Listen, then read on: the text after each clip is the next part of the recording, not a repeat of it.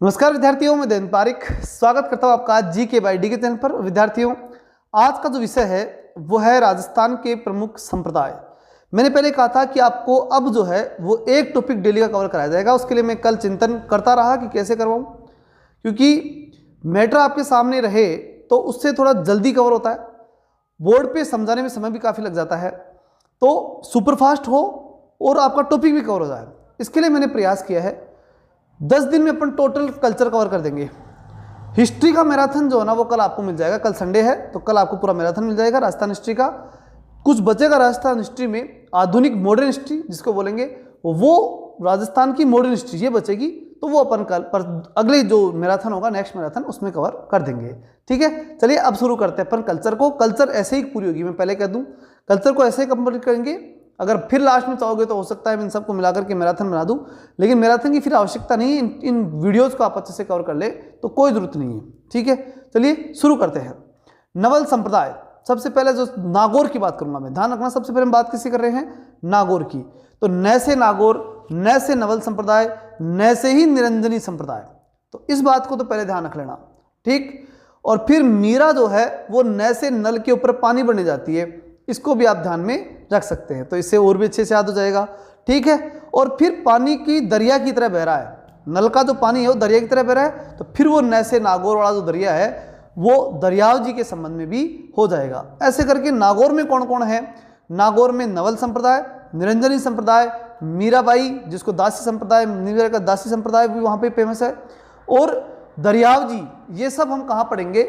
नागौर में पढ़ेंगे। चलिए शुरू करते हैं। बात आती है सबसे पहले नवल संप्रदाय के अंदर, देखते हैं। सबसे पहले नवल संप्रदाय को कैसे याद रखोगे? नया होता है ना, वो हर साल होता है।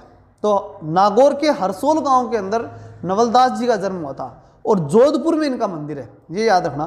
मंदिर का इनका जोधपुर, मतलब आगे जाकर फेमस कहाँ हुए?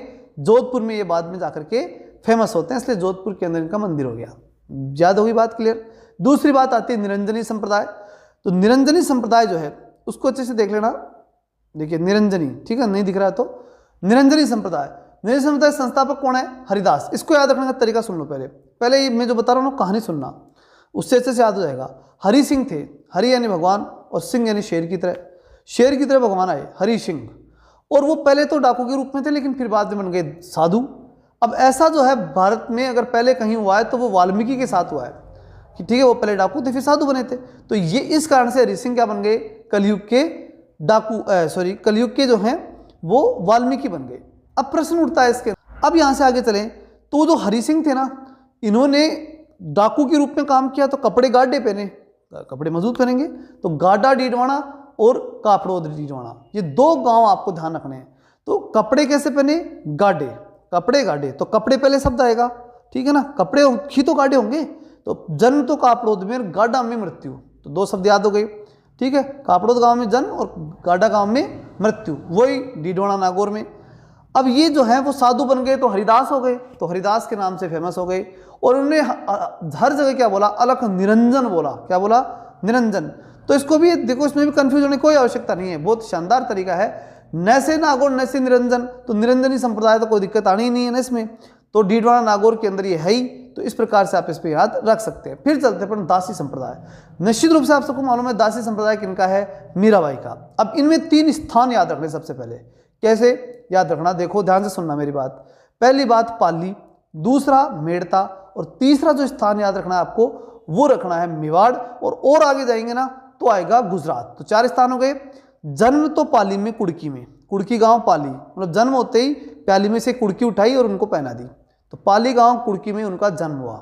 दूसरी कंडीशन, वो खेलने गई, तो कहाँ गई? मेड़ता नागौर में। ठीक है, मेड़ता नागौर में क्या गई? खेलने। तीसरी बात आती है कि वो खेल ली, फिर उनकी शादी हुई। शादी हुई तो मैं से मेड़ता और मैं से ही मेवाड़। मेड़ता से सीधे कहाँ जाना पड़ा उनको? मेड़ता से सीधे मेवाड़ उनको जाना पड़ गया। तो दूसरी बात तो गई से याद हो गया, मैं से मेड़ता, मैं से मेवाड़, मतलब मेड़ता में खेली और मेवाड़ में उनका विवाह हो गया। मेवाड़ में किससे विवाह हुआ? मेवाड़ से विवाह होता है सांगा के पुत्र भोजराज से, और गुरु बनते हैं रैदास। गुरु कौन थे? रैदास। ये आप याद रखोगे। अब बात आती है माता पिता की। जब गुरु की बात आती है माता पिता भी ध्यान रखने पड़ेंगे। तो जो मीराबाई थी वो अपने पिता की रतन थी। क्या थी? रतन। तो रतन सिंह राठौड़ जो है वो उनके पिता थे, और माता उनकी थी वीर। किनकी? मीराबाई की माँ थी वीर, तो वीर कुमारी क्या थी? उनकी माता। ठीक, और इनका बचपन का नाम पेमल था। इनका मीराबाई का बचपन का नाम पेमल था। अब आपको ये बताना है कि जो पेमल नाम है ये किस लोक देवता की पत्नी का भी था। ठीक, तो ये इस प्रकार से आपको इसमें ध्यान रखना है। अब चलते हैं अपन इसमें कि मेड़ता मीराबाई की क्लियर क्लियर है। अब अंत में क्या होता है, जब विवाह हो गया सारी बात है, जब घर त्यागने की बात आई तो कहाँ गई? तो ये अंतिम समय गई गुजरात के अंदर, डाकोर गुजरात, रणछोड़ मंदिर। ठीक है, तो रणछोड़ गई वो यहाँ का, तो रणछोड़ याद रख लेना। रणछोड़ मंदिर में गई, द्वारका में, डाकोर में, गुजरात में। वहां पर एक चीज और महत्वपूर्ण है कि उन्होंने जब कृष्ण की पूजा की तो किस रूप में की? शालिग्राम के रूप में उन्होंने कृष्ण की पूजा की थी। और फिर दूसरी बात कि उन्होंने एक नरसिंह जी को मायरो उनके निर्देशन में, मतलब उनको उन्होंने बताया किसको? रतन खाती को। रतन खाती एक व्यक्ति थे जो भी भगवान श्री कृष्ण के भक्त थे, तो रतन खाती को उन्होंने निर्देशन दिया। और उस निर्देशन में ब्रज भाषा के अंदर, क्योंकि कृष्ण की भाषा ब्रज भाषा थी, तो ब्रज भाषा में नरसिंह जी रो मायरो जो है वो उसके अंदर रचना की गई। तो ये एक रचना तो मीराबाई के सब निर्देशन में कौन सी हुई? नरसिंह जी को मायरो। एक दूसरी रचना जो थी कि मीराबाई के जितने भजन थे ना, उन सारे भजनों को अंग्रेजी में अनुवाद करने वाला एक व्यक्ति था, इसका नाम था रॉबर्ट ब्लाई। अपनी भाषा में, अंग्रेजी भाषा के अंदर मीराबाई के जो भजन थे उनको ट्रांसलेट किया, इसलिए क्या कहा गया उनकी किताब को? मीराबाई एक्सटेटिक पोएम्स, पोएम्स के रूप में उनको लिखा। एक्सटेटिक पोएम्स किसने लिखी? ब्लाई ने। ठीक है, तो ए और बी, एक्सटेटिक यानी ए से स्टार्ट हो गया, बी से ब्लाई हो गया, तो ये दोनों आप याद रख लेना। अब चलते अपन राम स्नेही संप्रदाय की तरफ। नागौर में आखिरी जो संप्रदाय था वो था राम स्नेही संप्रदाय की एक शाखा। राम स्नेही संप्रदाय पूरे राजस्थान में फैला हुआ है, लेकिन आपको इनकी चारों अलग अलग शाखाएं याद करनी है।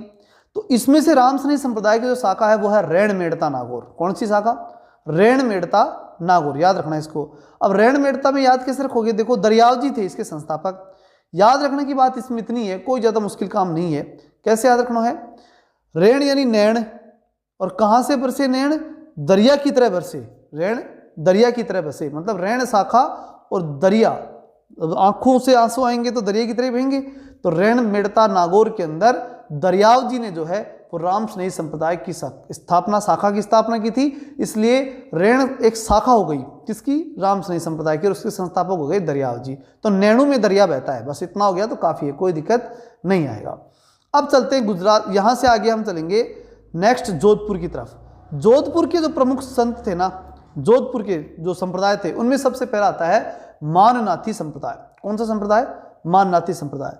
नाथ पंथ के प्रथम गुरु गोरखनाथ जो हैं वो थे। नाथ संप्रदाय की शुरुआत कहाँ से होती? प्रथम देखो दो चीजें हैं इसमें, क्या कि नाथ संप्रदाय के प्रवर्तक तो कौन थे और उसके अंदर प्रथम गुरु कौन थे। तो प्रवर्तक तो थे नाथ मुनि, जिनके नाथ नाम से ही क्या चला था? ये संप्रदाय चला। तो नाथ मुनि तो इसके प्रवर्तक हो गए, इसलिए तो नाथ संप्रदाय नाम पड़ गया। लेकिन उसमें पहला गुरु जो है ना, प्रसिद्ध गुरु, वो थे गोरखनाथ। गुरु गोरखनाथ। तो नाथ तो वो थे ही, क्योंकि नाथ तो प्रथम व्यक्ति हैं, फिर उनके बाद गोरखनाथ आते हैं।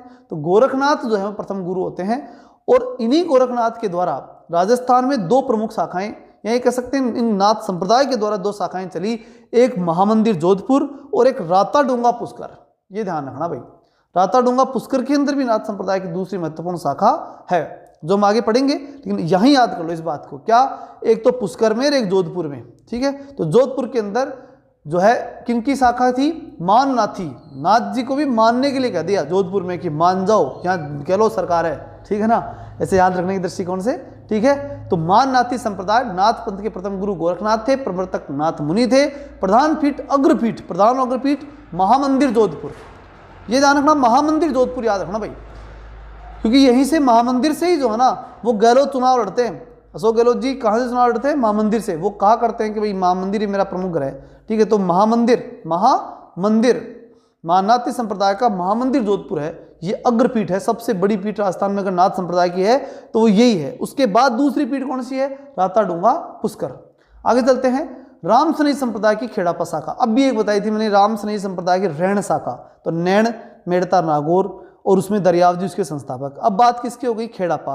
अब खेड़ापा यानी भगवान के पास खड़े कौन है? खड़ा कौन होगा? दास। तो राम का दास ही राम के पास खड़ा होगा, तो राम से स्नेह करने वाला राम का दास वो उनके पास खड़ा होगा। मतलब खेड़ापा शाखा में रामदास के द्वारा, रामदास के आते खेड़ापा शाखा के संस्थापक। और खड़ा रह जाए और दास बना रह जाए, ये जोधा ही होता है। मतलब वो जोधा ही होते हैं से, तो जोधपुर के अंदर ये संस्था है। राम सनेही संप्रदाय की खेड़ापा शाखा के संस्थापक रामदास और ये खेड़ापा शाखा जोधपुर में स्थित है। बात करते हैं तेरापंथी संप्रदाय की। जैन श्वेतांबर तेरापंथी संप्रदाय के संस्थापक आचार्य भिक्षु थे। भिक्षु स्वामी के नाम से इन्हें जाना गया था। कंटालिया गांव के अंदर इन्होंने जो है तपस्या की थी। इनका जन्म भी वहीं हुआ था, कंटालिया गांव में। तेरापंथी पंथ के प्रवर्तक के रूप में इन्हें जाना गया। तो याद कैसे रखना, ध्यान से सुनना। देखो ये कांटों के ऊपर बैठ करके तपस्या कर रहे थे और जैन धर्म में बिल्कुल कठोर तपस्या का प्रावधान है। तो कठोर तपस्या की कहाँ पर बैठ करके, कंटालिया जोधपुर। तो ये भी जोधा थे, कांटू पे बैठ के कर रहे थे। तो कंटालिया जोधपुर के अंदर जो है बैठ के तपस्या की और वहां से वहीं इनका जन्म हुआ। ऐसे कांटू के जीवन में इनका जन्म हुआ, ऐसे याद रखना। और जन्म होने के बाद में इन्होंने तेरापंथी शाखा, मतलब तेरे को जो भी मिला उसी को क्या दिया, ज्ञान दिया, मतलब तेरे को ज्ञान दिया, ठीक है, ऐसे याद रखना। तेरापंथी शाखा हो गई इनकी, उसके संस्थापक थे और भिक्षु स्वामी के नाम से जाने गए, मतलब भिक्षु के रूप में अपना जीवन यापन किया था। तीन ही चीजें याद रखनी इसमें, तेरापंथ, भिक्षु स्वामी और कंटालिया गांव। कंटालिया गांव में जन्मे, भिक्षु स्वामी इनका नाम था। तेरापंथी शाखा की स्थापना इन्होंने की थी और कहाँ की थी, जोधपुर में। ध्यान रखना ये सफेद कपड़े पहने हुए थे, इसलिए जैन श्वेतांबर जो है ये पंथ होता है तेरापंथी पंथ। चले आगे। नेक्स्ट बात आती है राजसमंद की। राजसमंद में कौन सा संप्रदाय है, वल्लभ संप्रदाय। इसके संस्थापक वल्लभाचार्य श्री कृष्ण के बाल रूप के अंदर पूजा करते थे। प्रधान पीठ नाथद्वारा राजसमंद, दूसरी पीठ कोटा के अंदर श्री कृष्णम शरणम मम इनका संबोधित वाक्य था। याद कैसे रखेंगे, वल्लभ संप्रदाय के वल्लभाचार्य, कोई दिक्कत नहीं है, वल्लभ से वल्लभाचार्य तो होंगे ही, संप्रदाय तो वल्लभाचार्य, वल्लभ की स्थापना करें, कोई दिक्कत नहीं। बात आती है स्थान, तो बात हम राजसमंद की कर रहे हैं। तो राजसमंद नाथद्वारा राजसमंद में नाथद्वारा फेमस है। सो श्रीनाथ जी जो मंदिर है ना, उन श्रीनाथ जी के मंदिर की स्थापना, ये मान लीजिए यहाँ पर वल्लभ संप्रदाय है, वहाँ पे वल्लभ ही वल्लभ लगे हुए हैं श्रीनाथ जी के मंदिर में। कहाँ पर, राजसमंद में श्रीनाथ जी के मंदिर में क्या लगे हुए हैं, वल्लभ। मुझे नहीं लगता कि ज़्यादा आपके लिए हार्ड होगा। बस दूसरी चीज़ ध्यान रखना, कोट पहन के जाते हैं लोग, तो दूसरी शाखा कौन सी हो गई, कोटा। ये ध्यान रखना, पहले नाथद्वारा में वल्लभ संप्रदाय की और दूसरी हो गई कहाँ पे, कोटा में। श्री कृष्णम शरणम मम, मतलब श्री कृष्ण आप मुझे शरण में ले लीजिए। अगला आता है डूंगरपुर। डूंगरपुर की हम बात करें तो डूंगर के ऊपर कौन चढ़ सकता है। डूंगर पे चढ़ने के लिए देखो दो तीन चीजें जरूरी है। पहली बात वो मावा खाए। मावा खाए मतलब शरीर में ताकत चाहिए, मतलब सबला होना चाहिए, सबल होना चाहिए, ठीक है। तो सबला एक शब्द, दूसरा मावा खाने वाला दूसरा शब्द, उस पर कलंक नहीं होना चाहिए। कलंक होगा तो वो तो कॉन्फिडेंस ही नहीं आएगा उसमें, तो निष्कलंक होना चाहिए। तीन शब्द इसमें याद रखने हैं, ठीक है ना। और ब्राह्मणों का होना चाहिए आशीर्वाद, इतना याद रखना। तो तीन चीजें होगी, तीन चार चीजें होनी चाहिए। कौन कौन सी बताइए। डूंगर के ऊपर चढ़ना है, कहाँ चढ़ना है, डूंगर। तो डूंगरपुर में संप्रदाय कौन सा, सबसे पहली बात मावा खाया हुआ होना चाहिए, मतलब ताकत होनी चाहिए। दूसरी बात सबल होना चाहिए, ताकतवर होना चाहिए। मावा खाएगा तो सबल ही हो जाएगा। तीसरी बात कि सबल होने के बाद दूसरी बात आती है कि ब्राह्मण का होना चाहिए आशीर्वाद। और चौथी बात है कलंक नहीं होना चाहिए। तो अब देख लो, निष्कलंक की संप्रदाय संत माव जी थे। जन्म संवत 1700, खतरा आएगा ही नहीं, 1771 वो तो हो गया। सबला गांव, सबल होना चाहिए। ब्राह्मण परिवार में इनका जन्म हुआ था। प्रधान पीठ सबला गांव डूंगरपुर में है। आगे चलते हैं हम। राम स्नेही संप्रदाय की अगली पीठ, दो तो गई ना, कौन कौन सी, रेण मेड़ता नागौर दरियाव जी, खेड़ापा शाखा रामदास जी, ठीक है। और जो जोधपुर में है, तीसरी शाखा कौन सी आ गई, ये देख लो कहाँ पड़ रहा है, देखो ध्यान स्थान देखो, भीलवाड़ा। किसकी बात करें अपन, भीलवाड़ा में राम स्नेही संप्रदाय। अब बात हो रही है किसकी, तो भीलवाड़ा में हम देखें तो राम स्नेही संप्रदाय के संस्थापक कौन थे, रामचरण जी। वास्तविक नाम राम किशन था, जिनका जन्म सोडा ग्राम में, जन्म कहाँ हुआ था, सोडा ग्राम में। इस संप्रदाय की प्रार्थना स्थल राम द्वारा कहलाता है। अब याद कैसे रखोगे, देखो तीसरी बात हो गई। अब पहला व्यक्ति तो क्या था, दरिया बह रहा था। दूसरा व्यक्ति क्या कर रहा था, राम स्नेही, राम का दास बन के खड़ा था, ठीक है, खड़ा था, खड़ा मतलब खड़ा हुआ व्यक्ति। तीसरा है चरण पकड़े हुआ, एक खड़ा है, एक दरिया बह रहा है, तीसरा चरण पकड़े हुए है। तो रामचरण जी, ये ध्यान रखना, रामचरण जी, चरण जी ने जो है राम स्नेही संप्रदाय की स्थापना, भील ने चरण पकड़ रखे हैं, ऐसे याद रखना, इसे भीलवाड़ा भी याद रह जाएगा। तो राम के चरण भील ने पकड़ रखे हैं। भील उनके परम मित्र हुआ करते थे, ये हम सब जानते हैं। राम के परम मित्र कौन थे, भील ही थे। तो चरण जी, रामचरण जी, वास्तविक नाम राम किशन था। इनके जन्म सोडा ग्राम में, ठीक है, सोडा ग्राम के अंदर इनका क्या हुआ था, जन्म। फिर इस संप्रदाय के प्रार्थना स्थल राम द्वारा कहलाया। राम के द्वार पे बैठे हैं तो राम द्वारा ही कहलाएगा। गुरु, जहां गुरु का चित्र लगता है, ये राम के चित्र की पूजा कर लेते हैं एक तरह से, ध्यान रखना। तो गुरु के चित्र क्या करते हैं पूजा। इनकी प्रधान पीठ सापरा में है। सापरा कहाँ पड़ता है, भीलवाड़ा में। तो प्रधान पीठ कहाँ हुई, सापरा भीलवाड़ा में। मतलब चरण पकड़े हुए हैं तो राम को अपना साहब ही मानते हैं, तो सापरा भीलवाड़ा, ये याद रखना। फूलडोल उत्सव राम स्नेही संप्रदाय।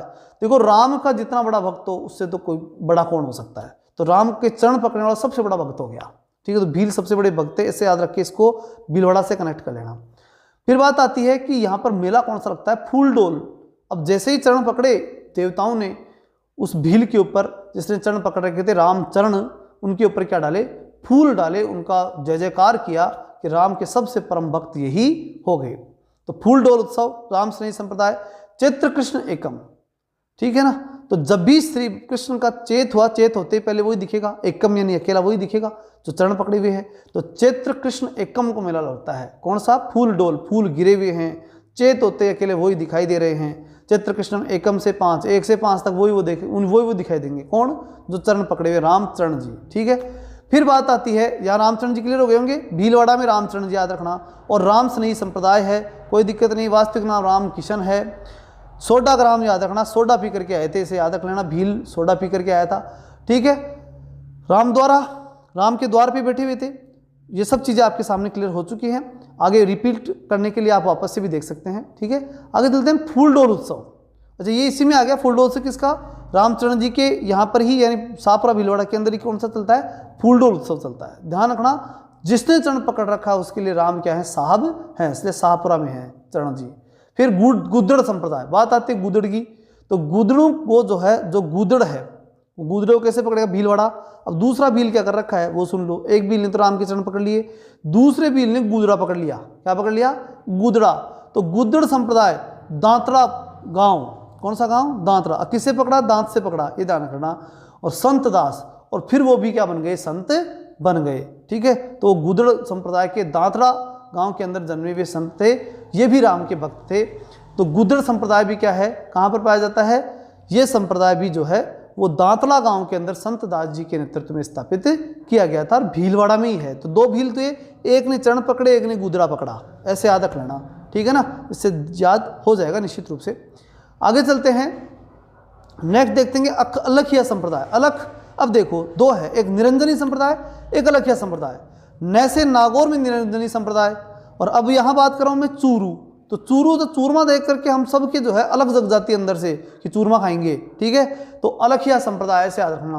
तो इसमें क्या हुआ, देखो इसके भी ध्यान से समझ लो। हुआ ये कि लाल सिंह था एक, लालगिरी। तो लाल सिंह के हाथ से गिर गया कुछ, क्या गिरा, चूरमा गिर गया। चूरमे की थाली थी वो पूरी पूरी नीचे गिर गई। तो लाल सिंह के हाथ से गिरी, यानी गिर गई क्या, चूरमे की थाली गिर गई, ठीक है।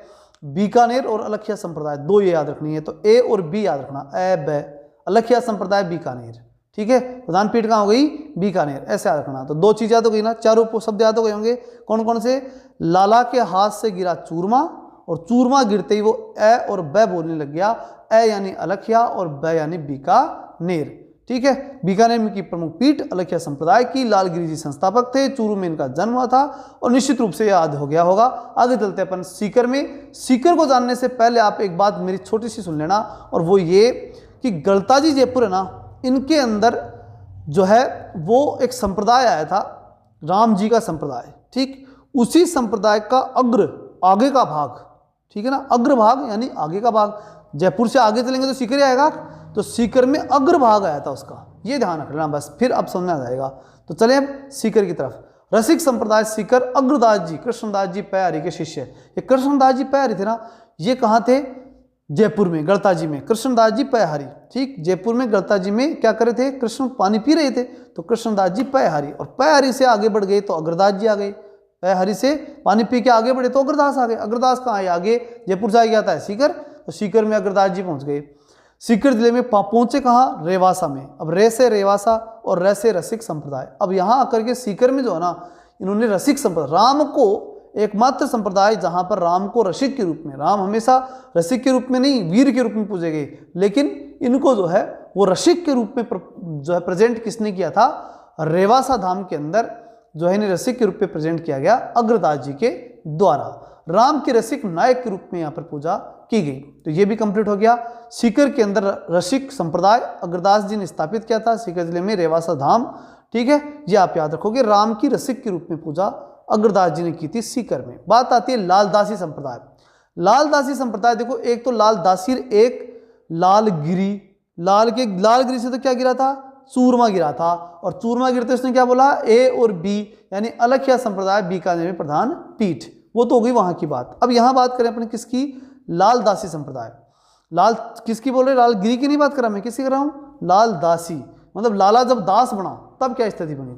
लालदासी संप्रदाय के संस्थापक लालदास जी थे। इनका जन्म धौलीधूप गांव अलवर के अंदर, जन्म कहाँ हुआ, धौलीधूप गांव अलवर के अंदर इनका जन्म होता है। इनकी प्रधान पीठ नगला भरतपुर में और समाधि शेरपुर अलवर के अंदर है। तो याद कैसे रखेंगे, वो देखिए, लालदास जी जो थे वो अब धौलीधूप और उसके ऊपर लाल जो है वो कपड़ा पड़ा है, या मान लीजिए लाल चीज पड़ी हुई है, ऐसे याद रखना। धौलीधूप पे क्या पड़ा हुआ है, लाल चीज पड़ी हुई है, लाल कोई खिलौना पड़ा है, ऐसे आप इसको जोड़ सकते हैं, अच्छे से याद रह जाएगा। धौली जैसे पन्ना ही है ना, सफेद है, सफेद पे क्या लिखा हुआ है, लाल लिखा हुआ है, तो ऐसे भी याद रख सकते हो। तो धौलीधूप अलवर, ठीक है, अलवर में, अलवर जो है उसके अंदर क्या है, धौली तो दूब है, और उस धौलीधूप पे क्या है, लालदास जी बैठे हुए हैं। तो संस्थापक कौन हुए, लालदासी। लालदासी संप्रदाय के संस्थापक लालदास जी, इनका जन्म धौलीधूप अलवर में हुआ। प्रधान पीठ नगला भरतपुर में, नगला भरतपुर में प्रधान पीठ, और समाधि शेरपुर अलवर में। अब समाधि यानी अंतिम जीवन का अंतिम हिस्सा। ठीक, जन्म देखो 3 शब्द हो गए हैं, एक तो जन्म, एक समाधि और एक पीठ। जन्म तो कहाँ हुआ, मैंने बताया धौलीधूप के ऊपर है, तो मतलब जन्म तो वहाँ हो गया लालदास जी का, धौलीधूप गांव अलवर में जन्म हुआ। फिर समाधि शेर के रूप में जीवन का अंत किया, तो कैसे किया, शेर के रूप में मरे। कौन, लालदास जी। ठीक है, तो लाल थे, मजबूत थे, और शेर के रूप में ही उन्होंने क्या ली, समाधि। और भरतपुर में, वहीं अलवर की बात तो हो गई, अलवर में जन्म, अलवर में खत्म हो गए, मतलब उनकी अंतिम जीवन समाधि जो थी वो अलवर में ही रही। लेकिन पूजा देखो फिर दूसरी जगह होती है पूजा तो इंसान की, तो दूसरी जगह कौन सी, भरतपुर में। एक के बाद अलवर के बाद पास में भरतपुर है, वहां भरतपुर में नगला गांव था। कौन सा, नगला, प्रधान पीठ नगला के अंदर। ठीक है, वहां पर लोगों ने उनको मतलब नए गला, वहां नहीं गले, मतलब वहां पर लोगों ने इनको स्वीकार किया, नए गला, नगला याद रखना, नगला भरतपुर के अंदर इनका क्या रहा, लालदास जी जो थे नगला भरतपुर के अंदर मतलब प्रधान पीठ इनकी रही। बात करेंगे चरणदासी संप्रदाय। अब देखो चरणदासी, एक तो ये हो गया चरणदासी संप्रदाय, एक था रामचरण, राम के चरण पकड़ने वाला तो कौन था, रामचरण संप्रदाय। और उसके अंदर मैंने बताया था फूलडोल मेला बढ़ता है, भीलवाड़ा में है, वो भील है, ठीक है, वो सारी चीजें बताई थी। वो तो काम की होगी, राम के चरण पकड़े हुए हैं, यहाँ केवल चरणों की बात हो रही है। ठीक है, रामचरण की बात नहीं हो रही, इसलिए चरणदासी संप्रदाय के संस्थापक कौन थे, चरणदास जी थे।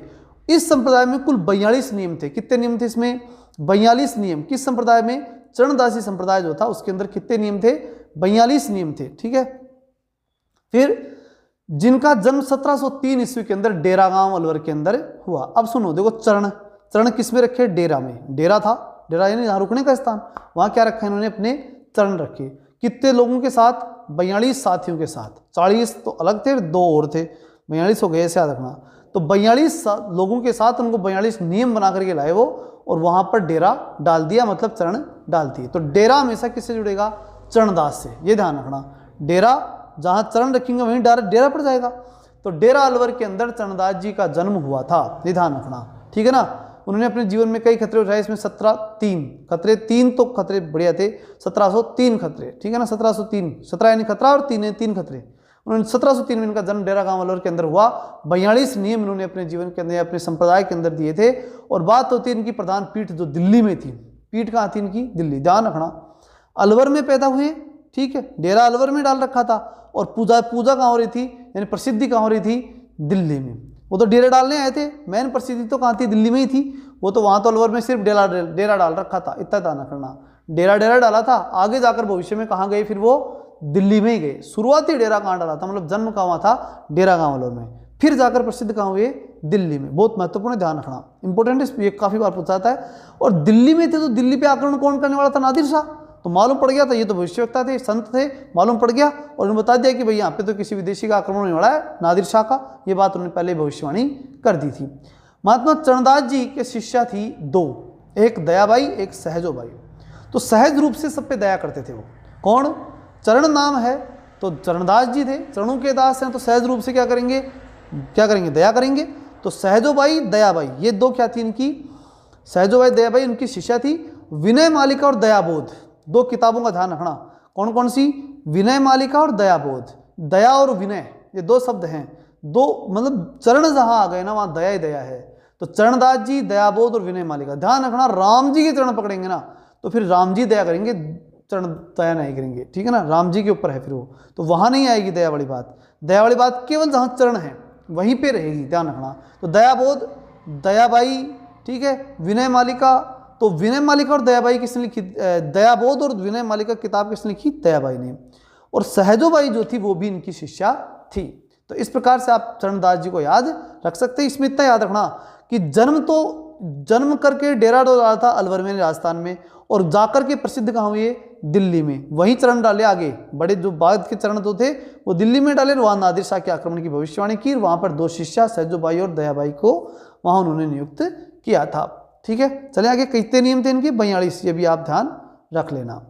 अब चलते अपन परिणामी संप्रदाय। कौन सा संप्रदाय, अच्छा बात देख लो पहले तो, जिला देख लो, मतलब किस जिले की हम बात करने जा रहे हैं, जयपुर जिला। दिख गया होगा, जयपुर जिला है, ठीक है, और यहाँ की हम बात कर रहे हैं, जिससे ध्यान में रह जाए, अच्छे से याद रह जाए। चलिए चलते हैं। परिणामी संप्रदाय, बात किसकी हो रही है, प्रणाम करने की। तो प्रणाम यानी प्राणनाथ, हे प्राणनाथ आपको प्रणाम किया जाता है।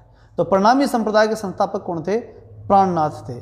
और ये पाए कहाँ जाते हैं, ये आदर्श लोग होते हैं, जो अपने पति को प्राणनाथ माने तो आदर्श होंगे। तो इस प्रकार से इसको याद रखना कि आदर्श नगर जयपुर के अंदर सर्वाधिक अन्वयी पाए जाते हैं।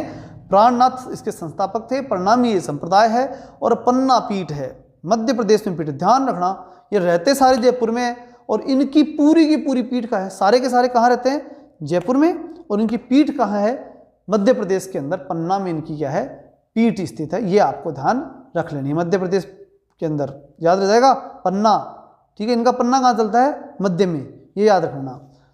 चले आगे, पैसे पन्ना, पैसे प्रणामी, ऐसे याद रखना, रह जाएगा याद। फिर आती है बात रामानुज संप्रदाय। बात किसकी कर रहे हैं, रामानुज। अब यहाँ राम स्नेही संप्रदाय कंप्लीट हो चुका, वहाँ ऊपर पढ़े थे अपन ने, ठीक है ना, वो आगे आएगा, तो आगे एक और बच रहा है शायद, वो वहाँ हो जाएगा, लेकिन वो जो है वो याद हो रहा है आपको, कोई दिक्कत नहीं आएगी, ठीक है ना। राम स्नेही संप्रदाय के अंदर अपन ने कौन कौन से पढ़े थे, एक तो पढ़ा था अपन ने, 3 पढ़े अपन ने, एक राम के चरण पकड़े हुए, दूसरा खड़ा हुआ, और तीसरा जो नैणु से जो है दरिया बहने वाले। तो 3 पढ़ लिए वहाँ राम स्नेही में। तो अब मैं हम बात किसी कर रहा हूँ, रामानुज, राम के अनुज की बात कर रहे हैं अपन, राम के स्नेही की बात नहीं, स्नेही तो शिष्य होते हैं। अब तो मैं राम के अनुज की बात कर रहा हूँ, अनुज कौन हुआ, लक्ष्मण। तो रामानुज की बात करें, ये ध्यान रखना। तो लक्ष्मण की बात करेंगे अपन, देखो लक्ष्मण कहाँ आता है, रामानुजाचार्य संस्थापक थे। रामानुज संप्रदाय दक्षिण भारत में था, रामानुज संप्रदाय था, दक्षिण भारत में प्रसिद्ध हुए। उत्तर भारत में रामानंद जी लेकर के आए थे, और रामानंदी जी जब लेकर के आए थे वहाँ से जयपुर में पहुँचा, और वो संप्रदाय कौन सा था, रामानंदी संप्रदाय। लेकिन इसमें ये रामानुज के नाम से ही ज़्यादा फेमस रहा, मतलब एक तरह से बोल सकते हैं दक्षिण भारत से आई हुई रामानुज की परंपरा थी, उसी को गढ़ता जी में स्थापित करने का प्रयास किया गया। रामानंद जी वाली परंपरा को यहाँ पर कम प्रयास किया गया। हालांकि रामानंद संप्रदाय कहाँ से निकल करके आया, रामानुज से ही, क्योंकि उत्तर भारत में जैसे ही रामानुज संप्रदाय दक्षिण भारत से उत्तर भारत में आता है, तो उत्तर भारत में आते रामानंद बन जाता है, ये ध्यान रखना। तो एक तरह से शाखा जयपुर वाली किसकी है, रामानंदी संप्रदाय की ही है। लेकिन ठीक है, कोई दिक्कत नहीं, हम इसे रामानुज के रूप में पढ़ते हैं। रामानुज संप्रदाय के संस्थापक रामानुजाचार्य। प्रधान पीठ गढ़ता जी, बंदरों की घाटी। अब राम के तो देखो बंदर ही थे सब कुछ, ठीक है, तो बंदरों की घाटी होगी गढ़ता जी। छोटी काशी उत्तर तोता दी, ठीक है, छोटी काशी के रूप में होगी, गढ़ता जी छोटी काशी के रूप में माने जाते हैं, बहुत प्रसिद्ध और काशी के रूप में पवित्र नगरी होगी वो। और उत्तर तोता दी, उत्तर तोता दी आपको याद रख लेना है, वहाँ पर तोते भी उत्तर देते हैं, कहाँ, गढ़ता जी में, ऐसे याद रख लेना। उपास्य देव भगवान राम होंगे ही होंगे, ठीक है, कोई दिक्कत नहीं है। अगला आता है गौड़ीय संप्रदाय, इसमें कुछ याद नहीं रखना, जयपुर में है, ये ध्यान रखना है, बस इतना ध्यान रखना। गौड़ यानी भगवान, भगवान कहाँ है, जयपुर में, गौड़ भगवान, ऐसे याद रख लेना। अब गौड़ीय संप्रदाय की बात करें, जो बंगाल का संप्रदाय था, तो इसमें गै को याद रखना। देखो, गो से गौड़ीय संप्रदाय, गो से गौरांग महाप्रभु चैतन्य, ठीक है ना, ये इसके संस्थापक हो गए। फिर गो से गोविंद देव जी, इनकी क्या हो गई, प्रमुख पीठ हो गई। तो गो ही गो है, गाय ही गाय है, जयपुर में गाय, बस इतना ध्यान रखना। तो गौड़ीय संप्रदाय, गौरांग महाप्रभु और गोविंद देव जी का मंदिर। आगे चले, दादू पंथ। दादू पंथ की बात करें तो जयपुर में ही है प्रमुख रूप से इनका भी। दादू खोड़ के नाम से प्रसिद्ध है वहाँ पर, लेकिन ये आए थे अहमदाबाद से। तो देखो, संस्थापक दादू राजस्थानी कबीर के नाम से फेमस है। इनका जन्म अहमदाबाद गुजरात के अंदर हुआ। कबीर के रूप में फेमस है, इसका मतलब समझ गया ना। ये निर्गुण संप्रदाय के थे, ये किसी मूर्ति की पूजा नहीं करते थे। जैसे कबीर जिस प्रकार से थे वैसे ही ये थे, ठीक है ना, निर्गुण निराकार ब्रह्म की उपासना करने वाले। तो दादू राजस्थानी कबीर कहलाते हैं। इंपॉर्टेंट प्रश्न है, राजस्थानी कबीर कौन कहलाते हैं? दादू। तो दादा जो है कबीर के रूप में है, ये याद रखना। दादा से जोड़ना इसको, अपने घर में दादा होते हैं ना, उनसे जोड़ना। अहमदाबाद गुजरात से अपन जी आए, कहाँ से आए? अहमदाबाद गुजरात से आकर के राजस्थान में इन्होंने मतलब अपने आप को स्थापित किया। 1544 में आए, तब पूरे जोश के साथ चौके चौके लगाए थे, इसलिए 1544 याद रखना। और इनके गुरु का नाम वृद्धानंद। अब दादा तो वृद्धि होगा तो गुरु भी वृद्ध होगा, तो वृद्धानंद क्या थे इनके गुरु, ठीक है। और मीराबाई के गुरु कौन थे? रैदास, ठीक। फिर बात करते हैं दादू जी का अपना अंतिम समय नारायण जयपुर के अंदर बिताया गया। दादू जी ने अपना अंतिम समय कब कहाँ बिताया? अंतिम समय जो है वो नारायण जयपुर के अंदर। अब नारायण को याद करते हुए अंतिम समय उनका पूरा कैसे हुआ? नारायण को याद करते हुए। दादा का अगर अंतिम समय आए तो नारायण को याद करते हुए आए तो और क्या चाहिए, ठीक है। तो अंतिम समय के अंदर इन्होंने अपना जो स्थान स्थापित किया वो नारायण स्थापित किया, नारायण जयपुर में, वहीं पे ज़्यादा फेमस हुए। दादू की मृत्यु के बाद नारायण दादू पंथ के खालसा उप शाखा का मुख्य स्थान बन गया। वहाँ पर इन्होंने जो स्थापित की थी ना, जो शाखा स्थापित की थी नारायण, जो खालसा शाखा इन्होंने स्थापित की थी, कई शाखाएं इन्होंने स्थापित की थी, उनमें सबसे मेन शाखा कौन सी बन गई फिर? ये नारायणी बन गई। नारायणा आज भी बहुत प्रसिद्ध है और वो इनके लिए प्रमुख, दादू पंथियों के लिए प्रमुख स्थान बन गया, क्योंकि वहीं जहाँ मृत्यु होती है वहीं उनके लिए क्या बन जाता है कि मानते हैं तो कि संत यहीं पर हैं। तो नारायण दादू पंथ में खालसा उपशाखा का प्रमुख स्थान था रहा। दादू पंथ में 5 शाखाएं थी। दादू पंथ में कितनी शाखाएं थी? 5। दादू प्रधान संप्रदाय की प्रधान सीट नारायणा गांव है। प्रधान सीट कहाँ है? नारायणा। ये तो बता ही दिया मैंने। नारायण को याद करते थे, दादा किसको याद करेंगे? नारायण को, तो नारायणा याद रखना। अब बात आती है 52 स्तंभ, 152 शिष्य, उनमें से 52 प्रमुख, तो 52 स्तंभ हो गए। इसमें से 2 और भी प्रमुख, कौन से? रज्जब जी, गरीबदास जी और मखना जी भी थे, ठीक है ना, ठीक है। तो ये भी ध्यान रखना, विशेष रूप से 2 रख लेना, रज्जब जी और गरीबदास जी। तो गरीबों के अंदर वो रजते थे, यानी वो रजते बसते किसमें थे? गरीबों में। तो रज्जब जी और गरीबदास जी, इन 2 को आप ध्यान रख लेना। और ये गरीबदास जी और रज्जब जी जो है उनके शिष्य थे। रज्जब जी किसके लिए फेमस है? जीवन भर दूल्हे के रूप में रहने के लिए प्रसिद्ध हैं। कौन? रज्जब जी, वो दूल्हे के रूप में रंजते रहे। और गरीबदास जी इसलिए फेमस थे कि मुगल बादशाह जहांगीर से इन्होंने मुलाकात की थी। अब देखो पूरे जहान में क्या फैली हुई है? गरीबी, तो इसे याद रखना। गरीबदास जी जहांगीर के पास गए थे, इतना ध्यान रखना। अब 52 शिष्य प्रमुख थे तो 52 स्तंभ हो गए। किसके? दादू के 52 स्तंभ थे, ये याद रखना। दादू दयाल ने अपने 52 चेलों के आश्रम में स्तंभ स्थापित किया, आश्रम स्थापित किए और वही क्या बन गए? 52 स्तंभ बन गए, स्तंभ बन गए 5। वहीं से फिर पूरा का पूरा दादू पंथ बढ़ा आगे। दयाल पंथ द्वारा, दादू दयाल पंथ बोल सकते हैं, द्वारा भगवान शब्द का प्रसार करने के लिए धर्म के चारों ओर स्थापित आश्रम स्तंभ कहलाए। मतलब सीधी सी बात थी कि जो दादू दयाल जो संप्रदाय है उसका टारगेट एक ही था कि भगवान जो शब्द है, ईश्वर का शब्द जो हर जगह पहुंचे, उस शब्द को पहुंचाने के लिए उन्होंने क्या किए थे? स्तंभ स्थापित किए थे। इस संप्रदाय का सत्संग अलख दरीबा कहलाता है। सत्संग क्या कहलाता है? अलख दरीबा। जब भी दादूपंथी सत्संग करेंगे तो दरी तो बिछाएंगे, तो अलग दरीबा हो जाएगा। दादा जब भी सत्संग करेंगे, दादा घरवाले दादा मान लो, सत्संग करेंगे तो दरी बिछा करके करेंगे, सबको बिठाएंगे फिर करेंगे, तो अलग दरीबा कहलाता है क्या? सत्संग। फिर राजस्थान में भक्ति आंदोलन को फैलाने वाले संत भी कौन थे? दादू पंथ। जब कबीर हैं राजस्थान के तो निश्चित रूप से भक्ति आंदोलन को फैलाने वाले यही कहलाएंगे। राजस्थान में भक्ति आंदोलन को फैलाने वाले संत दादू थे। तो राजस्थान में संत दादू दयाल ने ही फतेहपुर सीकरी में अकबर के इबादत खाने में मुलाकात की थी। ध्यान रखना, दादू ने फतेहपुर सीकरी में किससे मुलाकात की? अकबर से सर्वधर्म सम्मेलन बैठक हुई थी, वहां मुलाकात की थी। और इनके शिष्य गरीबदास ने जहांगीर से मुलाकात की थी।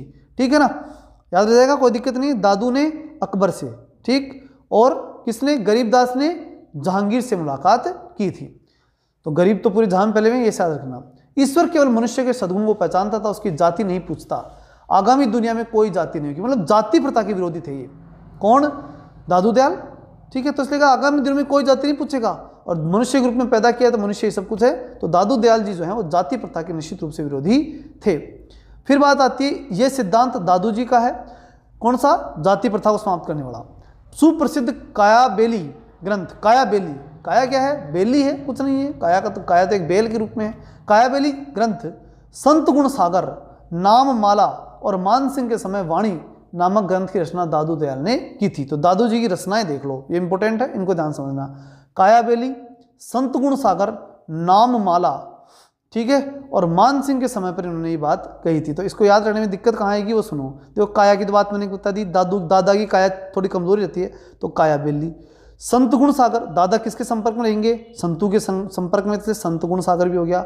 नाम माला, तो राम का नाम लेते हैं तो नाम माला भी हो गई, ठीक। और मान और वाणी, नाम की वाणी लेंगे। मान सिंह के समय उन्होंने क्या लिखी थी? वाणी भी लिखी थी, ठीक। चले आगे। संत दादू राजस्थान, गुजरात से राजस्थान, भाई ये तो पक्का है, गुजरात से राजस्थान आए थे, राम और अल्लाह की एकता के लिए प्रचार करने आए थे। मतलब कहने का मतलब ये है, जाति प्रथा समाप्त करो, धर्म का भेद समाप्त करो, ये इनका प्रमुख टारगेट था।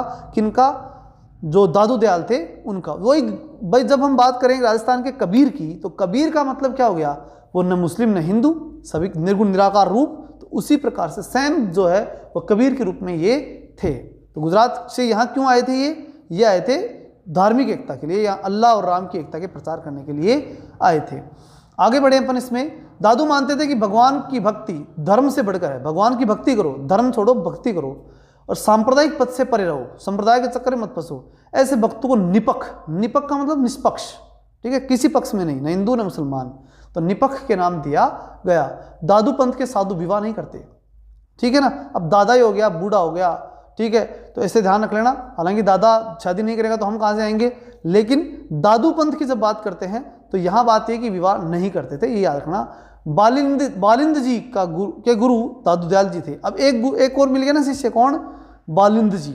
दो तो ऊपर थे, कौन? रज्जब जी, मखना जी, रज्जब जी और ये बालिंद जी, और देख लेना, मखना जी का भी ध्यान रखना नाम, ठीक है। बालिंद जी के गुरु भी कौन थे? दादू दयाल जी थे। सुंदर विलास, ये पुस्तक भी ध्यान रखना, बहुत महत्वपूर्ण है। सुंदर विलास पुस्तक दादू जी के शिष्य संत सुंदरदास जी ने लिखी थी। सुंदरदास, अब ये सुंदरदास जी भी किसके शिष्य थे? ये भी याद रखना, किसके? दादू के। दादा सुंदर बहुत था, तो ऐसे याद रखना। सुंदरदास जी भी किसके शिष्य थे? दादू के। और सुंदरदास ने कौन सी किताब लिखी थी? सुंदर विलास। 1720 में राघव दास द्वारा भक्त कमल के राजस्थानी रूपांतरण में दादू पंथ भक्त कमल शीर्षक दिया गया। संत दादू और उनके शिष्यों की रचनाएं ढूंढाड़ी भाषा में लिखी हुई मिलती हैं। तो बात की रही 1720 में राघव दास द्वारा भक्त कमल, राघव यानी भगवान राम, 1720 उनके पास खतरे आते थे 20, तो राम डरने वाले थोड़े थे, कई 20 खतरे आते थे, 1720, ठीक। तो 1720 राघव दास द्वारा रचित भक्त कमल, लेकिन उनके लिए भक्त सब कुछ थे, राम के लिए तो भक्त सब कुछ है। तो राघव दास के द्वारा रचित भक्त कमल के राजस्थानी रूपांतरण को दादूपंथी भक्त कमल शीर्षक दिया गया है। मतलब जब राघव दास ने जो किताब लिखी थी उसे दादूपंथी भक्त कमल कहा जाता है। आगे दादूपंथ और जोड़ दिया उसके, ठीक है। संत दादू और उनकी शिष्यों की रचनाएं ढूंढाड़ी भाषा में, क्योंकि जयपुर में थे और जयपुर की भाषा कौन सी है? ढूंढाड़ी, इसलिए इसमें भी कोई दिक्कत नहीं आएगी। आगे चलते, राजस्थान में भक्ति आंदोलन के दौरान भक्ति संतों ने राजस्थानी भाषा का प्रयोग किया था। किस भाषा का प्रयोग किया था? राजस्थानी भाषा का प्रयोग किया। पाशुपत संप्रदाय से संबद्ध गुरु विश्वरूप का उल्लेख हर्ष पर्वत शिलालेख में 973 ईस्वी के अंदर मिला है। तो घोसुंडी शिलालेख वैष्णव धर्म के उद्भव का प्रकाश डालता है। रामदासी संप्रदाय सगुण भक्ति संप्रदाय है। तो दादूपंथी, निरंजनी, जसनाथी, बहुत महत्वपूर्ण पैराग्राफ है भाई, इसको ध्यान से याद रखना। तो दादूपंथी, निरंजनी, जसनाथी संप्रदाय निर्गुण भक्ति के संप्रदाय हैं। मतलब इसमें बिल्कुल जैसे बोलते हैं देशी घी वाली बात, जो मैंने पहले भी कही थी एक बार आपको, तो वो है। इसके अंदर से प्रश्न आएगा पक्का इस पैराग्राफ में, इसको ध्यान समझना। राजस्थानी भक्ति आंदोलन के दौरान भक्ति संतों में राजस्थानी भाषा का प्रयोग किया। सबसे पहली बात, जितने भी यहाँ भक्ति संत इन्होंने कौन सी भाषा काम में ली? राजस्थानी भाषा। दूसरी बात, पाशुपत संप्रदाय के संबद्ध गुरु विश्वरूप थे। यहाँ पर पाशुपत संप्रदाय गुरु कौन थे? विश्वरूप, यानी पशुपतिनाथ पूरे विश्व के रूप है, तो ऐसे याद रखना।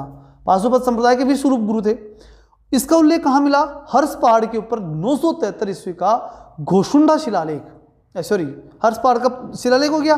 फिर अगला शिलालेख आया घोसुंडा शिलालेख। एक शिलालेख से एक तो कौन सा? हर्ष पहाड़वाड़ा। और हर्ष पहाड़वाड़े से क्या मिला कि विश्वरूप का व्यक्ति, विश्वरूप नाम का जो गुरु था वो पाशुपत संप्रदाय का था। फिर आया घोसुंडा शिलालेख, ये वैष्णव धर्म के उद्भव प्रकाश डालता है। कौन सा? घोसुंडा शिलालेख। किस धर्म के प्रवर्तन पर?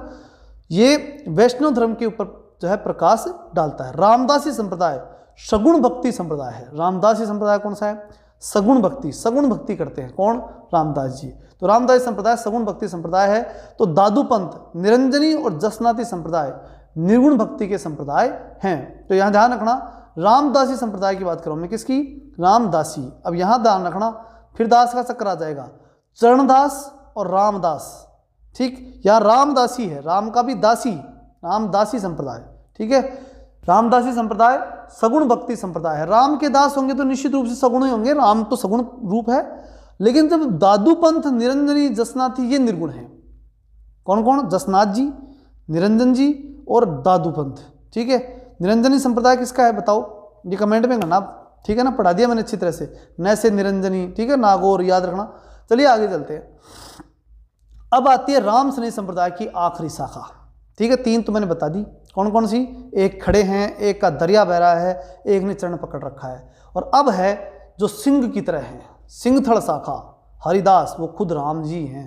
ठीक है ना, हरिराम दास। ठीक, ये सिंह की तरह है, सिंहथड़ शाखा। ये कौन शाखा हुई? सिंहथड़ शाखा। राम स्नेही संप्रदाय सिंहथड़ शाखा संस्थापक हरिराम दास जी थे। और मंत्र राज प्रकाश, इनके पास क्या था? एक मंत्र था। तो मंत्र राज प्रकाश संत हरिदास के आध्यात्मिक विचारों का संकलन था। इन्होंने मंत्र दिए, राम जी देंगे मंत्र तो ये ध्यान रखना, मंत्र राज प्रकाश किसने दिया? हरिदास। हरि खुद हरिदास। ठीक है, हरि राम दास, तो हरिदास ही हो गए वो। ठीक है, तो आध्यात्मिक विचारों के हरि याद रखना इसमें, हरिदास। ठीक है, ये याद रह जाएगा। एक और थे हरिदास, याद रखना, एक हरिदास और थे, याद करो। बात किसकी थी? हरि सिंह की, जिन्होंने क्या किया था? डाकू से क्या बने थे? साधु बने थे। ठीक, वो किस संप्रदाय के ऊपर पढ़ा ना भी? निरंजन। ठीक है, तो निरंजन संप्रदाय के थे। यहाँ किसकी बात हो रही है? हरि रामदास की। तो ये खुद राम जी हैं। ठीक है ना, और ये सिंह की तरह हैं, और इन्होंने क्या दिया था? मंत्र दिया था, ये याद रखना। तो राम स्नेही संप्रदाय की सिंहथड़ शाखा हरिराम दास जी ने मंत्र राज प्रकाश इन्होंने ग्रंथ दिया था। बात आ रही विष्णु संप्रदाय की। विष्णु संप्रदाय के संस्थापक जाम्बोजी थे, बहुत महत्वपूर्ण है, याद रखना। जाम्बोजी क्या थे? विष्णु संप्रदाय के। ये बात कहाँ की हो रही है? बीकानेर की, ध्यान रखना। तो बीकानेर में सिंहथड़ शाखा भी कहाँ स्थित है? बीकानेर में। ठीक है, सिंह कहाँ के? बीके। ठीक है, बीकानेर, ये याद रखना। बीकानेर भुजिया खाते थे कौन? भगवान राम जी, ऐसे याद रख लेना। विष्णोई संप्रदाय, अब विष्णोई संप्रदाय वाले तो बीकानेर भुजिया खाएंगे, ये तो सबको मालूम होगा। ठीक है, कि जोधपुर और बीकानेर में विष्णोई संप्रदाय का अच्छा खासा प्रभाव है। तो विष्णोई संप्रदाय के संस्थापक जाम्बोजी विष्णु के अवतार, गूंगा बैला, गूंगा गैला बोल सकते हैं। ठीक है, ये बोलते थे उनको, वो कम बोलते थे, इसलिए उनको वहाँ उनके भक्तों ने क्या नाम दे दिया? गूंगा गैला महाराज नाम दे दिया। पर्यावरण वैज्ञानिक, वास्तविक नाम धनराज। वास्तविक नाम क्या थे? धनराज। ठीक है, तो नाम तो धनराज ही था, लेकिन धन से लेना देना नहीं था इनका। संत थे तो धन का कहाँ लेना देना। पर्यावरण वैज्ञानिक थे, पर्यावरण के प्रति प्रेमी थे। इनके जो जितने भक्त हुए पर्यावरण के लिए जान तक दे गए। पर्यावरण वैज्ञानिक थे। धनराज वास्तविक नाम, गूंगा गैला विष्णु के अवतार, ये सब नाम इनको मिले थे। ये ध्यान रखना भाई, विष्णु के अवतार। जो जाम्बोजी हैं वो विष्णु के अवतार माने जाते हैं। विष्णोई संप्रदाय इन्होंने स्थापित किया था। विष्णोई कौन? जो 20 और 9 यानी 29 नियम माने वही विष्णोई। अब उसके लिए कोई जाति फिक्स नहीं थी भाई। ठीक है ना, कोई भी जाति वाला विष्णोई हो सकता था उस समय, और फिर वही जाति बन गई, ये अलग विषय है। लेकिन उस समय तो जो 29 नियम उनके जो भक्त मानता था वही विष्णोई हो गया। ठीक, इनका गांव पीपासर गांव था। पीपासर जन्म जो है पीपासर गांव में हुआ। इनके माता पिता का नाम हंसा देवी लोहट जी। ठीक, माता पिता हंसा देवी लोहट जी। तो ठीक है, ध्यान रखना, लौट के आई हंसा, ऐसे याद रखना, हंसा लौट के आई, ऐसे याद रखना। और वहां पर क्या 29 नियम उसने हंस ने बताए। तो हंसा जी, लोहट जी, 29 नियम, ऐसे याद रखना। और पीपासर गांव किस पे बैठा हुआ? हंस आकर के पीपे पर। पीपा जानते हो ना, घी बड़ा। ठीक है, तो पीपासर गांव याद रखना। और पीपा जम जाता है सर्दियों में, विशेष रूप से घी का पीपा जम जाता है, तो जाम्बोजी भी याद आ जाएगा यहीं से। ठीक है ना, ये भी आप याद रख लेना। तो जाम्बोजी पीपासर गांव से संबंधित थे। हंसा देवी लोहट गांव, लोहट जो है पिताजी का नाम, हंसा देवी माता का नाम। जाम्बोजी 1485 में। अब देखना यहाँ थोड़ा सा आगे एक चीज़ और देख लो, 85 और 82 मिलेगा आपको नीचे। देखो मैं दिखाता हूँ आपको, 82 1482 देखिए नीचे। जसनाती संप्रदाय, इनका जसनाथ जी का जन्म जो था ना 82 में हुआ था, और 83 84 85, फिर 3 साल बाद में जाम्बोजी ने संप्रदाय दे दिया। कौन सा दिया? मतलब बहुत बड़े थे जाम्बोजी इनसे। ठीक है ना, किससे? जसनाथ जी से, उम्र में बड़े थे। तो वहाँ ये समझ सकते हो कि उनके जन्म के, किनके जन्म के? जसनाथ जी जो 1482 में जन्म हुआ था, उनके जन्म के 3 साल बाद में 1485 के अंदर इन्होंने क्या दिया था? ये दर्शन दिया था 29 नियमों का, बहुत शानदार दर्शन, जो 29 नियम उन्होंने दिए थे। तो उनसे जो है वो क्या कि पर्यावरण और प्रकृति की रक्षा करना, ठीक है, उस समय संत इस प्रकार के होना बहुत बड़ी बात थी। तो 29 नियम विष्णोई मत के थे। फिर अतः जाम्बोजी के अनुयायी विष्णोई कहलाए, इसमें कोई दिक्कत नहीं, विष्णोई सब कहलाए।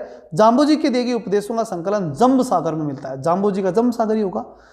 इनको पढ़ने वाला शब्दी या गैणा, अब इनकी किताब को जम्ब सागर को कोई पढ़ेगा तो वो तो गाने वाला ही हो गया, तो गैणे हो गया, शब्द बोलने वाला होगा, गैणी हो गया। फिर शब्दी या गैणा। फिर प्रधान पीठ मुकाम, अब ये मुकाम था उनका क्या, पर्यावरण की रक्षा करना ही उनका मुकाम था, वो मुकाम उन्हें प्राप्त भी हुआ था और इनके बड़े संत के रूप में पहुंचे वो। नीटवा बीकानेर में जाम्बेश्वर का मेला बढ़ता है, नीट एकदम नीट एंड क्लीन क्या बढ़ता है, मेला, ठीक है, कहाँ, जाम्बोजी का, ये याद रखना, मतलब वहाँ पर्यावरण का बिल्कुल नुकसान नहीं किया जाता। तो नीटवा बीकानेर के अंदर का मेला बढ़ता है। इस संप्रदाय में सर्वाधिक लोग जोधपुर के निवास करते हैं। कौन, ये जब ध्यान रखना, मेला बीकानेर में बढ़ रहा है, प्रसिद्धि बीकानेर में हो रही है, सारे काम बीकानेर में, ठीक, जाम्बोजी के, बस इनके जो अनुयायी है ना वो जोधपुर में, ठीक। समराथल बीकानेर के अंदर क्या हो रहा है, ये विष्णोई मत का प्रवर्तन कर रहे हैं। नीटवा बीकानेर के अंदर क्या हो रहा है, इनका मेला भर रहा है। सर्वाधिक, इस संप्रदाय के सर्वाधिक लोग जोधपुर में थे। जाम्बोजी के कहने पर एक चीज ध्यान रखना, जाम्बोजी ने जो प्रसिद्धि तो अच्छी प्राप्त होगी थी, तो उनके कहने पर सिकंदर लोधी ने गायों की हत्या को रोक दिया था। ये बहुत महत्वपूर्ण काम जो था, उनका प्रभाव सिकंदर लोधी के समय के थे। कौन, जाम्बोजी, ठीक है। अब कमेंट बताना अकबर के समय कौन थे, जहांगीर के समय कौन थे, ये कमेंट में बताना, ठीक है। इनको रिपीट करना, अच्छे से याद रहेंगे, घबराओ मत, ठीक है। फिर हम बात करते हैं किसकी, कि यहाँ तक बात हो गई कि गायों की हत्या को रोक लिया। अब बात आती है जसनाथ जी की। राम, ये हो गया कंप्लीट, किनकी बात हो गई, जाम्बोजी की बात कंप्लीट है। हम बात किसकी कर रहे हैं अब बात करें हम जसनाथ जी की। ध्यान रखना, जस यानी जस बढ़ा इनका। जसनाथ जी सबसे कम उम्र में 24 वर्ष की अवस्था के अंदर ही जो है इनका जस बढ़ गया था। जस, छोटी उम्र में ही जस कमाया जाता है, तो जस बढ़ जाता है, तो छोटी सी उम्र के अंदर जस बढ़ गया। कैसे बढ़ा, 1482 के अंदर इनका जन्म हुआ था प्रधान पीठ कतरियासर बीकानेर में। प्रधान पीठ कहाँ थी, कतरियासर बीकानेर के अंदर किनकी क्या थी, प्रधान पीठ।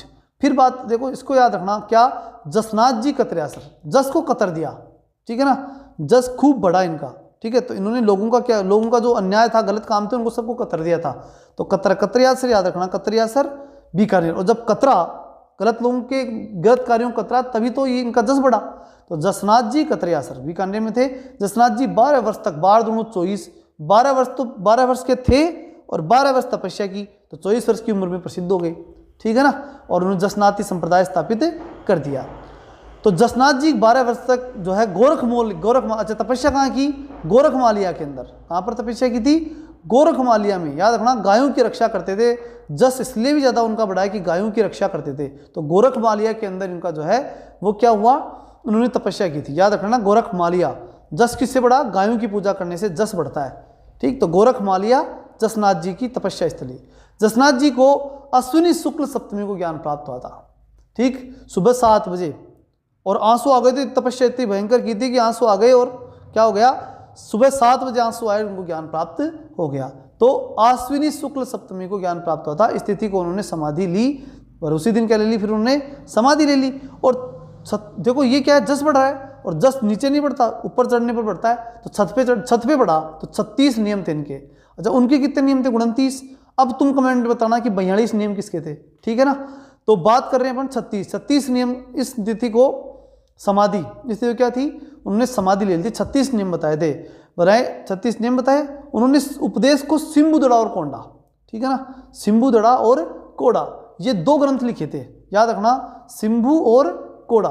तो दड़ा और कोड़ा भाई इनके क्या होता है, जसनाती संप्रदाय की विशेषता क्या है, ये तपस्या, भयंकर तपस्या।